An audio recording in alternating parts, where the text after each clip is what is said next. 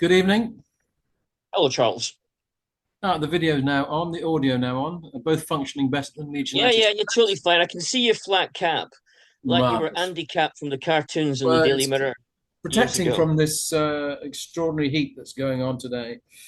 Well, my face is pink and red like a lobster, having been to the Far Islands to see puffins. You've And been to even see though, puffins. yeah, yeah, we saw loads of Tell me, puffins. I mean, Graham, it's such a were there bird-like puffins? center. Were Hmm? there puffins or was there nothing? Oh, no, there was thousands of puffins. The Far Islands are like a haven for all sorts of bird life, but especially puffins, and they were all there. They all turned out So on queue, do you about by take the thousands. binoculars like Southampton's Spy? Well, this is how good the Far Islands are. You could take binoculars, but we were walking in between the puffins practically. That you were as close to the puffins as you know your next door neighbour, so there was no need for binoculars.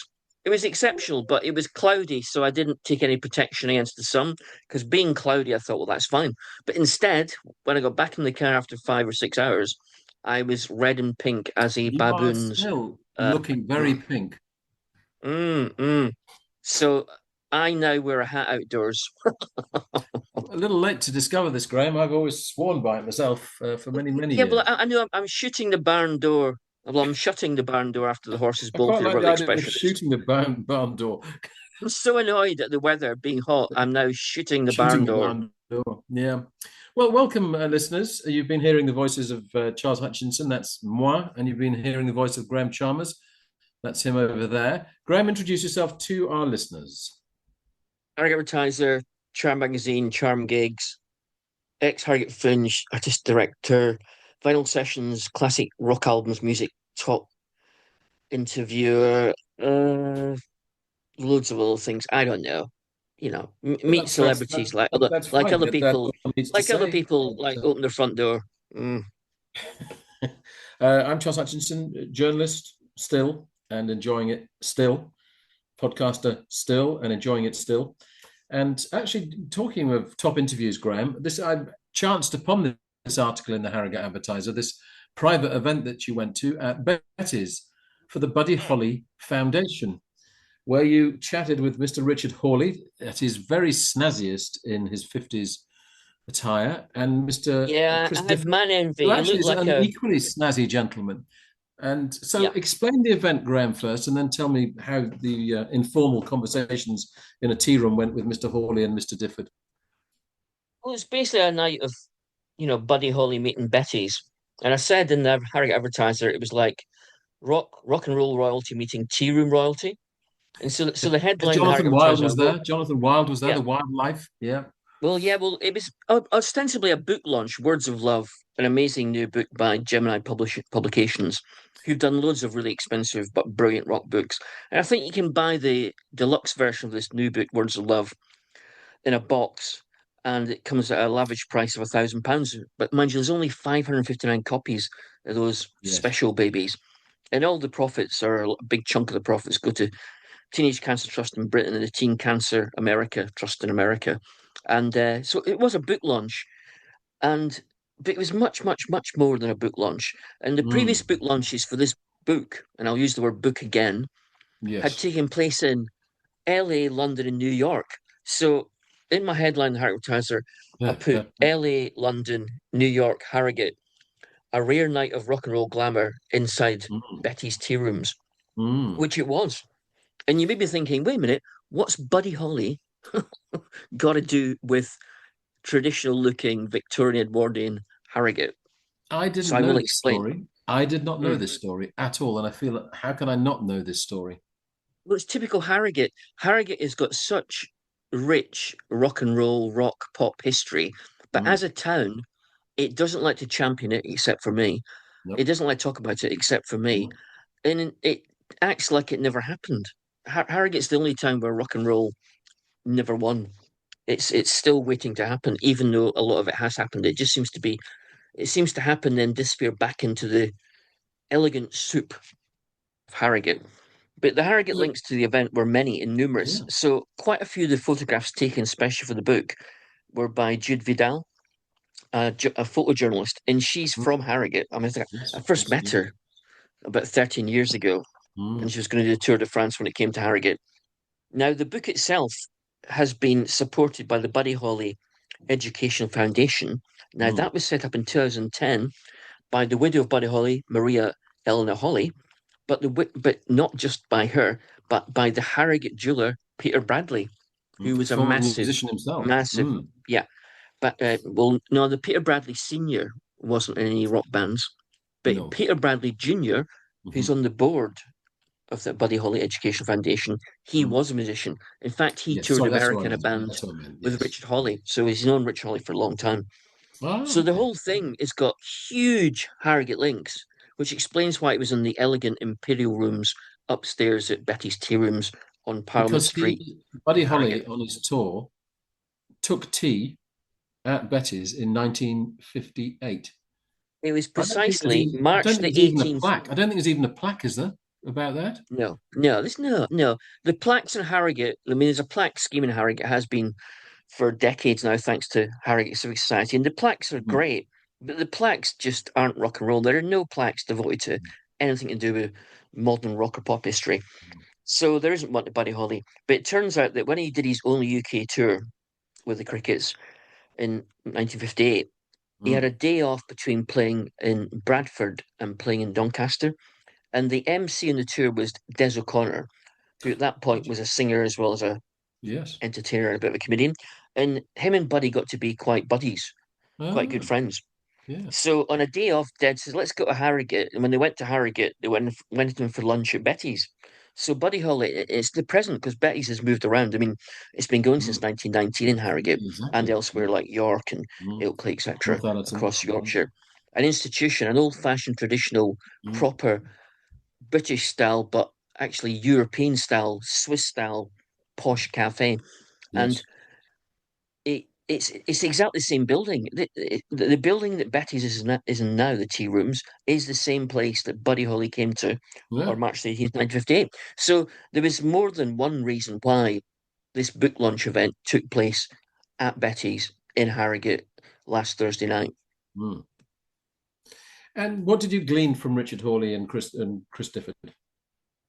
Well, first of all, I had a chat with Chris before the event began, and the event had an in conversation where you had Richard Hawley, Christopher of Squeeze, a young musician called Toby Lee who supposedly loves Buddy Holly, and Yeah. his career's been supported by Peter Bradley Jr. Mm. and the Buddy Holly Educational Foundation, and I've by Chris interviewed Toby Difford, who twice. I've runs. interviewed Toby twice when he's played in New York. Mm. Yeah, he's a really talented, nice guy. He looks like a Mm. young David Gilmour of Pink Floyd. He does. A He real, does. he's a real smooth charmer, you know. But anyway, so Chris Difford's also supported his career in his singer songwriting sessions, his Mm. master classes, his Oh, workshops that he yes. does Yes. in Yes. Britain, including at Lipa, which Paul McCartney set up in Liverpool. Mm. Anyway, so I talked to Chris first, and Chris looks sort of like well tailored, but not showy offy, and with thick dark spectacles and very neat, Yes. tidy hair, dark hair. Looks a bit like a character in Thunderbirds, that 1960s TV children's show. So I thought I'll give a go at Chris, Yeah. and I've actually interviewed Chris before. Maybe you have as well. Mm. So I said, well, Yes, hi indeed. I Chris, have. great you're here. It's really exciting you're here. I said, I saw you at Grange Town Hall with Squeeze back in 1978 on the Oh. Packet of Three tour. And he Mm. went, oh. And then I said, and also I've interviewed before, which you won't remember, when you played at the Warehouse in Harrogate when Bob Harris co-owned the venue and you came to play in 2017. I interviewed on the Oh, phone yeah. then. I said, Mm. so it's great to see you again. And Mm. it turns out he's not the chattiest guy, Christopher. So then I went for the ploy of mentioning Squeeze's new album, Trixies, which is actually a very good album. There's only a couple of tracks that I'd, throw out of bed. Is The this the rest of it album, is, Graham, where they've rediscovered the old tracks from 1975 and yeah, have yeah, exactly so, exactly. So effectively before they got re-recorded signed. Yeah, them? yeah. Well, it's a really good album. And I said, like, the bizarre thing is that as well as being really good, it sounds really modern. It Mm. sounds really contemporary. Mm. In fact, it sounds pretty much a lot of it sounds like Lemon Twigs, Oh, that yeah. American pop band, Yeah. pop indie They've just had rock their strongest band. ever set of album reviews for their new album. Yes. And he didn't really respond to that. He didn't say, "Oh yeah, I like Lemon Twigs," or "Never heard the Lemon Twigs." There wasn't much forthcoming from that either.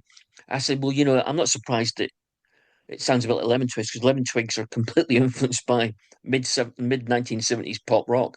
Exactly. And it was almost a pointless conversation. He wasn't Mm. unpleasant, but No, he no. clearly was there to do his job, then go. So then And I you then had a squeezed chat with. everything you squeezed everything you could out of him. It wasn't much, I'll tell you. If it'd been if Christopher had been an orange, I would not have squeezed enough to get even half a glass of juice. Now, Richard Hawley, by comparison, can be very, very talkative. Always is in his Mm. gigs. I mean, in his gigs, he's as loquacious. But I would have said you would have probably gone better with your chat with Mr. Hawley. Well, yeah, because on stage in conversation, he actually swore at least once, just in his usual passionate way, not Yes. to make a point. No. And he seemed to be the only in that whole elegant imperial rooms full Mm. of people of some standing, either in the music industry or local business Yes. or Betty's higher ups. Mm. The only real rock and roll feeling from anybody in the room Was was Mr. Richard Hawley. Hawley. He Mm. oozed, "Don't mess with me. I'm quite likable, but I'm not here to be anybody's patsy" type rock and rollness. Just when he was saying nothing. So when I chatted to him, Mm. I said, you know, we chatted to Pete McKee on our podcast recently, Mm. who's a great bloke. And of course, Richard Hawley knows Pete McKee because Pete McKee's done his Of course. portrait at Yeah. least once. And I Yeah. said, and I whispered, I said, to be honest, Richard, I've lived in Yorkshire since 1986, and the most nicest and most friendly people in Yorkshire are from Sheffield. Mm. I said, don't tell anybody, but they're much nicer than most people in Harrogate. And his face lit up and he said, "Yeah, well, you don't want all these posh blah blah blahs voting Tory, do you?" And That then sounds he very waltzed familiar. off and Mm. turned round to me and he tapped his nose as if to say, "Let's just keep this between you and me." So of course, by saying this in the podcast, I've completely blown that. That's what the podcast is here for, Graham. Mm. But anyway, Revelations. Richard was Revelation. great. He played his guitar a little bit, Rich Holly, and the Mm. first time he did it, he took a Buddy Holly song and he showed how the riff of the Buddy Holly song had led directly to Bo Diddley, which had led directly to Louie Louie by the Kingsmen, which had Oh, led yeah. directly to Wild Thing by the Trogs, Yep. and so on. And that was really entertaining. Mm. And then at the end, he played a solo version of Words of Love, I heard, which yes, was, and I yeah, thought that's a beautiful, beautiful. I think it's just my favorite Buddy Holly song. I would mm, say. mm. And so Hawley was great. He looked like a rock and roller. He thought like a rock and roller. He behaved like a rock and roller. So he went Chris, from I Buddy. suppose, He went from Richard Hawley to Buddy Hawley, and that's good. exactly. Yeah, very good line. But Chris Difford is he's a songwriter really. He's not Yes. really a rock and roll performer in the first No. place. So I shouldn't be surprised that Chris was just polite, which is fair enough. He doesn't have to be like When the I most charismatic man in the universe. when I saw him do a solo tour, it was promoting a book as much as it was promoting music, and of course, therefore, Mm, readings from the book, which kind of suited therefore that personality because he was able to dip into the book to quote things. Whereas when Tilbrook plays solo, there's a lot of chat goes on in the show. It's just different mm. characters, but Yeah. within that world of Squeeze, often compared to Lennon and McCartney as a songwriting partnership, and not in Mm, characters, but just in terms of how partners work creatively together. yeah. So now, But the one Graham, thing he did do, the one great thing hmm, Christopher did when he was in the conversation bit yeah, on this huge chaise lounge in the middle of the Imperial Rooms, I did which like is that. must I be the did like that picture because they were all on that one chaise long, haven't they? well, yeah, that's the only rock and roll touch that Betty's brought to the occasion. To Yes, see a yes, extravagant, slightly lurid chaise lounge right in yeah, the middle of the yeah, very yeah. posh Imperial tea rooms Oh, was yes, quite amazing. And he got his phone out and he played to the microphone a recording of the early Squeeze in 1975, oh, yes. doing a demo of Buddy Holly's Everyday, which Mm. has never been released. And No. Chris did that, which is quite amazing to hear. Mm. So all in all, it was quite an amazing event. Mm. Rock and Yeah, roll in the heart of tradition. in the heart of tradition, but in the home of the Fat Rascal. Indeed. Exactly. Now, topic number 2 for this evening: a new way of seeing the Beatles. In Ian Leslie's book, John and Paul may be A new way of destroying them. I think we touched on the book before, but obviously, as you've delved further into it, that's quite a thought. This idea that there's been so many books on Lennon and McCartney, on the partnership. I've just touched upon it just by mentioning Difford and Tilbrook. And so, what makes you think that this is a new way of destroying them? Is it destroying a reputation? Is it something that's, or is it wrong in the way it's presented? What leads you to using that word destroying, which is a really strong word, Graham? Well, first of all, I've got the paperback version of Faber and Faber's, which has just come out. The hardback was last year, and it's got hugely brilliant reviews, massively It has, yes. positive reviews. It's had the most impact of any Beatles book, and there's been so many Beatles books over the Mm, decades. mm, And I've mm. been a Beatles fan since 1972, Yeah, so I've seen them all come and go, and yep. bought quite a few of them myself. And the tagline to the book is a love story in song, so it's like analysing songs to the Beatles' career from the point of view of what it actually says, whether you knew it or not, about the relationship between John and Paul, and the relationship actually being in some ways almost a romantic relationship, which Mm, which I think is a good analysis because Derek Taylor, the great press spokesman for the Beatles and the man who was involved with Apple when they set Apple up, Derek Taylor in one of the sleeve notes to the Beatles anthology series in the 1990s actually said that the Beatles were the greatest romance of the 20th century. So oh, I think there is mileage in that. And the new book does actually it does go a step further than any previous book. I mean, Beatles books really started with Hunter Davies in 1968 when he released the book The Beatles, which yep. he wrote during the recording sessions for Sergeant Pepper. I bought it when it was republished in 1982. Before that, the first Beatles book that really made any impact after the 1968 Hunter Davies book was The Beatles, an illustrated record by Roy Carr and Tony Tyler, who Yep. were both big NME journalists at that point. And that came out in 1975, and it analysed every Beatle album and every solo album up to 75. And that was the first major Beatles book since Hartley Davies that had an impact because no one had previously analysed all the music, track by track, album by album. And then The Man Who Gave the Beatles Away came out in 1977, which, well, actually it was 1975, same year as Beatles Illustrated Record. And that was by Alan Mm, Williams. It was about the Beatles' early years in the Cavern and Hamburg when Alan Williams was the Beatles' first manager. And that was an amazing book. It gave you the picture of the earthy Beatles before yeah, they made it big. And of course, we talked to Alan Williams in 1990 at Leningrad Airport indeed. on our Indeed. mini tour of Russia under communism. And then there was nothing new came along as Beatle books proliferated. It was the same old story, the same old Mm, cliches. The story was like written in stone. That the same things happened. And this is what it meant. Then Mark Lewison came along in the late 1980s, yeah. and he said, "No, no, I'm going to examine the Beatles stories that exist. I'm going to come up with the facts. I'm going to dig down, tell you what actually happened." So he did the complete Beatles recording sessions in conjunction with EMI, and that was 1988. That was mind blowing. In 2013, he did Tuning In, the first of a supposed three-volume anthology of the Beatles' entire history, which is all based on massive new interviews. Mm, And he's only done one volume because he's probably still researching it. And again, that was followed by more and more Beatles books, which told you nothing new. And then E. McDonald's Revolution Ahead came along, the oh, yeah. Beatles records in the 60s in 1994. And Oasis read it, and all the Britpop bands loved it, and the critics loved it. And that changed people's perceptions of the Beatles. And then more and more Beatles books came out, which did nothing to advance the story until One, Two, Three, Four: The Beatles on Time by Craig Brown in 2020, which was about anecdotes about the Beatles and episodes, and it tried to make them seem like real people and to look at the strange quirks of Beatles history. And that was because Craig Brown isn't he may like the Beatles, but he's a satirist. So he took a satirist brain Yeah. to the Beatles story, and lo and behold, it made the story seem different.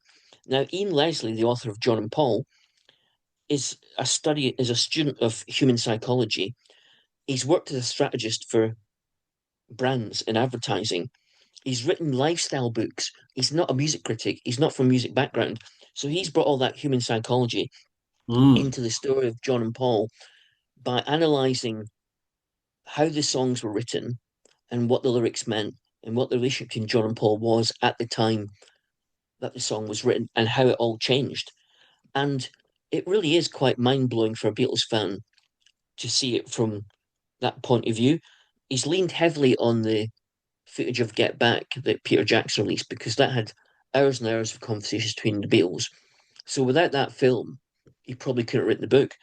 And so you understand more and more about John and Paul's behaviour. Ethan Hawke, the actor, said the book broke his heart. Paul Mescal, the actor, said it was moving and he cried while reading it. So this book's had a massive, massive effect. Paul Mescal, of course, just remind us, Graham, is playing which Beatle in the series of 4 films? Paul McCartney. So I mean, I imagine he's read it as part of his research. Suppose so, yeah, yeah. But there's lots of other books he could have read. He could have read. He could have played Paul McCartney by reading, any one of 1,000 books written about the Beatles. So I think he's picked on that one because everybody said it's brilliant. People who don't usually say they're Beatles fans have said the book is brilliant. But I think it is if they're brilliant, moved but to tears, yeah, what is the reason for that? What is moving people to tears? it's a very human story. Just like 1, 2, 3, 4 by Craig Brown Mm. made the Beatles seem more human. Yep. This one makes John and Paul in particular the most human they've ever been in any book. He understands how people behave, how they feel, how they think, and he's applied that to John and Paul. And he's researched the book so well, you can tell he's done a hell lot of research, as Ian Leslie. That what his speculation about what things mean and what the state of mind John and Paul was at any particular time, it sounds like it's real. It sounds true. It doesn't sound like idle speculation. It sounds like he's nailed it. It sounds like he's got it right. So you I mean, see both you call it John and Paul in human terms. so you call it. I mean, it's presented as a love story between them, and often lovers fall out or things go wrong. Where does this story stand on the split, and does it then go beyond the end of the Beatles as a functioning band to the solo years in which Lennon stitched up McCartney as he arrives at an airport about drugs, etc.? How far does it go in that part of the story? Well, I've only got to page 266, but that's in less than 2 weeks. Hmm. So I've still got I'm 2/3 or more through the book, so I can't answer that question. But I do know it takes you through to Here Today, which Paul McCartney wrote about John Lennon Yes, in 1982 for the Tug of War album. indeed. But I think the only worrying thing about the book is that because Ian Leslie isn't truly a Beatles fan or a music critic or a music fan, he isn't truly that. That's just a little part of him. Both him and Craig Brown, although they don't deliberately undermine the Beatles legend, although they're not critical of John and Paul. Hmm. Both books, especially Ian Leslie's, because they're so true and so honest and so real, they're exposing parts of the Beatles' real lives and John and Paul's real lives, which in future, once all the remaining Beatles have gone and their spouses have gone, Hmm. will be open season for anybody wanting to make juicy headlines out the Beatles. So, in passing, Ian Leslie's book talks about the Beatles being promiscuous in the 1960s. In passing, he talks about Paul McCartney's behaviour in terms of women and sex in the Hmm. 60s.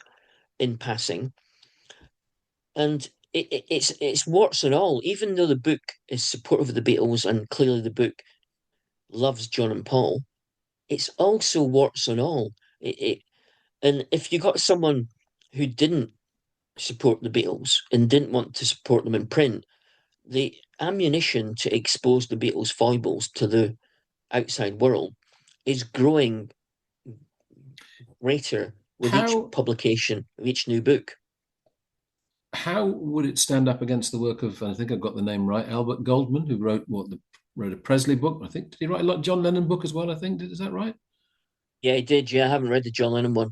No. Well, it's the only difference between the Ian Leslie book and the Albert Goldman book is that Albert Goldman wants to puncture Elvis Presley's Yeah. legend. Ian Leslie doesn't. Now does Craig Brown. They're basically on the Right. Beatles side. Okay. And So if you get yeah. someone who comes along like Albert Goldman, who does not want to support the legend and the band's reputation, the ammunition for doing so is growing and is within the existing books. There's now more and more stories coming to light about how they behaved, off stage, which no one's really picking up on yet in a harmful way. But at some point, I think they will.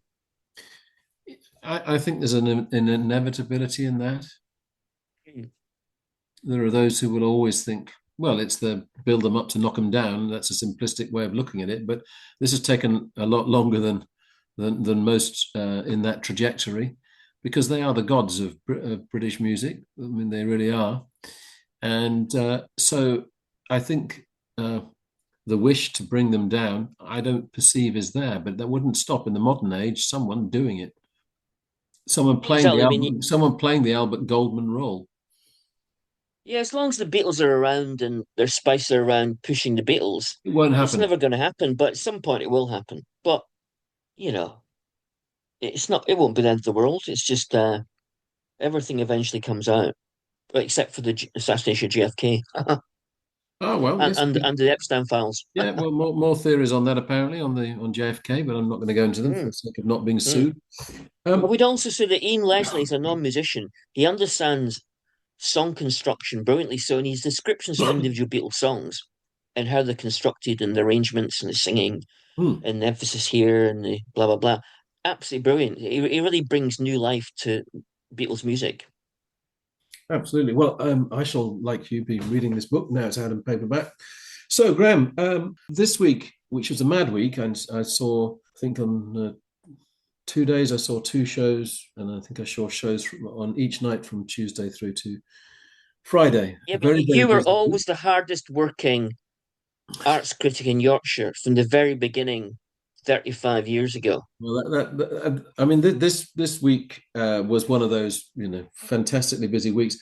The one I want to pick out is Fawlty Towers, the play, and it's actually, to give it its full title, John Cleese's Fawlty Towers, the play. It is on tour. I think on tour through to August, I think, and it started being on tour as long ago as last September. And it's also played in the West End. Um, Now, obviously, Eric Idle took well, he took no. Let's remember which of the one. It's he made Spamalot, or Monty Python's Spamalot. Yeah, yeah, yeah. I'm never going to remember which one it is. The one about the night, that one. Anyway, Yeah, but that was a musical and yes, Fawlty no. Towers the play, isn't it? So, and it worked really, really well as a musical. Now, this doesn't have to go as far as that, adding songs to the piece. What Cleese has done is essentially and very cleverly put together three of the most popular stories, three of the most popular sitcom episodes. I think it Mm. was 12 episodes in total. It was There was two series, but two series, it wasn't a two long. series, They weren't long. Mm. and there were three episodes taken from that. One of which was the Germans. One of which is the one in which Basil wants to place a horse racing bet. Without telling his wife Sybil. Correct. And the first one is the hotel inspectors. So, Oh, and good grief. he then has an all inclusive, conclusive new ending to it. And on the one hand, you think, well, is it worth making a stage show out of this? How can you compare with the sitcom performance? Why would you do this, for example, with Frank Spencer? Would you put that on as a stage play? Yeah, yeah, but Fawlty Towers is regarded as the greatest ever sitcom in a way that Right. some of those do So I haven't think is not. that's straight away, that's an advantage. The scripts are so brilliant, Mm. and it's I found, because the director Carolyn J. Ranger previously directed when one Only Fools and Horses transferred from the Well, screen yeah, to the stage I don't as a think Awful musical. Sources is fit to wipe the shoes of Fawlty Towers, I as would agree with scriptwriting that. goes. I've never been a great fan of it. All I was going to say was that actually what she managed to achieve with that was make the characterization work on stage in its own Mm. way, and exactly that's what happens here as well. So you've got Danny Bain is playing Basil Fawlty, Mia Austin is playing Sybil, Joanne Clifton, who up until now obviously Strictly Champion, but also has done Mm. musical theatre. I think this is the fifth time she's appeared at the Grand Opera House, but the first time Yeah. in a non-musical theatre piece. She's playing Polly. What I love about it is that thing that I love about theatre, is that you're watching it live and happening in front of you. And yes, as the woman in the row behind me said at the interval, she knew every line that she was watching. I don't think that mattered. It still played out with Yeah. authenticity. It had its But own surely comedy. that's what she wanted, because if Yeah, they'd rewritten the lines so they weren't quite as memorable, correct, what would the correct. point of that been? It wouldn't. It was a joyous, nostalgic celebration, but also in its own way, it worked fabulously as a show, because exaggerated characters, yet they have that authenticity within that. I mean, I speak as someone who's Yeah, found but ran as you hotels know, for the best thing about Fawlty Towers is the individuals are all over the top, yeah, but the dialogue is not over the top, no, and the script is very tight. exactly. And so many lines work. I was just saying that, obviously coming from a family that, for 3 generations ran hotels, it's kind of close to the bone for me when I watch it anyway, from the point of view of thinking about people that Yeah, but work you for my you, you family. never played you were never like Basil Fawlty, actually the manager of a hotel. Well, it's too short for a start. That would have never worked. Mm-mm. But it was for me it was utterly delightful in every way. And as I say, it is continuing on tour until August. Check out where it's playing. It is in no way diminishing Fawlty. I think it actually plays and enhances what was already wonderful. And it's such joyous comedy. It's the recently went last year, I think it was, The Last Laugh, which was the play that was written about Tommy Cooper and Bob Monkhouse and Eric Morecambe. Again, that was a celebration in its own way. So that Mm. told a story within it of, actually the passing of each of them, and this it doesn't go that way, but it's a celebration of something that we so love, and Do, it still appeals do the after crowd 50 do years. the crowd sit there and laugh politely, or are No, there loud they guffaws? are laughing in that awful word guffaw. That they are guffawing. Yeah, but Not does this mean that characters on stage pause their lines to let the laugh end to then move on? there is a Because the point of Fawlty Towers and all great comedy is, of yeah. course, timing. That old cliche. So I how do they handle that? Okay, so you're right that stage timing has to be slightly different, but such is the skills. Oh, the other name I should mention, Paul Nicholas, is Oh who yeah, veteran. I mean, a veteran actor, but he plays the major. wasn't he in They've got Godspell or something back in the 70s or something correct, like and he was in that? Hair. He was the Oh yeah, original yeah, here, Hair yeah. Mm-hmm. long ago. Mm-hmm. The Mm. comic timing on stage will work with every different performance. That is the nature of live theatre. The skill of Mm. it is that it still feels authentic within there. Yes, obviously, Yeah. you have to judge the laughter, and that does make a slightly different challenge, but that will change from venue to venue, from night to night. That's the nature of live performance. I think that applies to any comedy. I don't think it's just because these lines are so well known and the pieces are so popular. It adds to the pleasure of it, seeing it being performed live. And they're not playing it from the point of view of, oh, you're going to find this bit funny. They play it authentically without. So they're playing it quite straight. They're not. There's no That, wink of the eye. no, Yeah. absolutely Mm. not. That's good. Which In would terms of the characters, all the characters in the TV series in the 1970s were great and brilliantly acted. Mhm. But the most important character is Basil. And Yes, Basil is played by John Cleese, who's an amazing comic actor. So how good is the actor playing Basil he is in this? extremely good. Mm. He obviously you think right, he needs the physicality, but you've also got to have that tone of voice. I mean, he's an incredibly rude man. Yeah, yeah, I mean, he really is an incredibly rude man. yeah. But it's funny for that. But I put in the review one of the things that I think is that a lot of the time with comic heroes, they're not playing losers. They tend to play the underdog who turns out to be the winner, and that can be Charlie Chaplin, can be Harold Lloyd, or Mm. whatever. Cleese plays a bloke whose lines actually, with everything he says, makes the situation worse for him. So Yeah. he's a loser. Well, yeah, that's why it works. He's so rude, and the reason that he gets away being rude is because he always loses. Yeah. He never wins. No, never wins. So because Sybil wins every time Mm, against him, mm, and that mm, drives him mm. even more nutty. So here is the triumph of the loser, and I think that again works wonderfully on stage.